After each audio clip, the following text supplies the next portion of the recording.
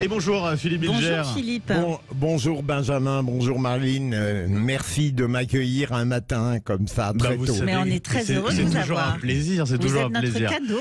Avec votre édito politique, on va parler un petit peu des sondages. C'est vrai, Emmanuel Macron qui reste au-dessus, Valérie Pécresse, Éric Zemmour et Marine Le Pen, faut le dire, dans un mouchoir de poche fluctuant. Tout reste à jouer finalement dans cette élection présidentielle, dans cette campagne.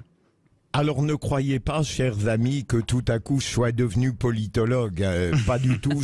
J'essaie d'être un citoyen, notamment informé grâce à Sud Radio, et je voudrais me permettre de faire 3 à 4 observations rapides. D'abord, j'élimine une solution qui serait miraculeuse d'un point de vue démocratique aujourd'hui, c'est-à-dire une merveilleuse union de la gauche qui tout à coup ferait que même le président de la République pourrait n'être pas présent au premier tour. J'élimine cette hypothèse. J'ai 3 autres idées à vous proposer. Je constate qu'Éric Zemmour, dont la forme et la posture deviennent de plus en plus présidentielles, de moins en moins vindicatives,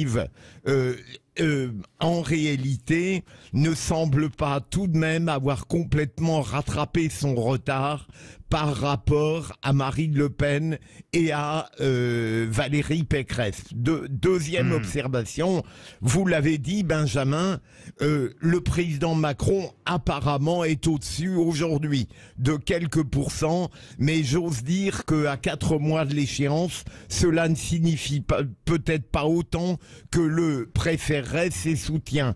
Dernier élément, nous avons dans un mouchoir de poche fluctuant qui évolue tous les jours d'ailleurs, Valérie Pécresse, Marine Le Pen et Éric Zemmour. Ceux qui affirmaient que cette élection présidentielle, qui est proche aujourd'hui, ne serait insipide, n'aurait aucun intérêt, en sont pour leurs frais. Alors, je ne dis pas qu'elle est forcément passionnante pour tous ceux que la politique traditionnelle n'intéresse pas, mais j'ajouterai un élément, mon cher Benjamin, c'est que en ce qui me concerne, et là c'est le citoyen qui s'exprime, la difficulté va être le second tour. Si nous avons Emmanuel Macron, je prends un pari, je n'imagine pas que Marine Le Pen puisse gagner, elle perdrait de très peu par rapport à 2007, je ne pense pas une seconde, les sondages le démontrent, qu'Éric Zemmour puisse l'emporter au second tour, resterait alors la candidate des Républicaines, mais rien n'est sûr, rien n'est acquis, on peut juste formuler des hypothèses et ouvrir des chemins. Oui, ça c'est sûr, hein, l'édito politique. Merci beaucoup Philippe Bilger.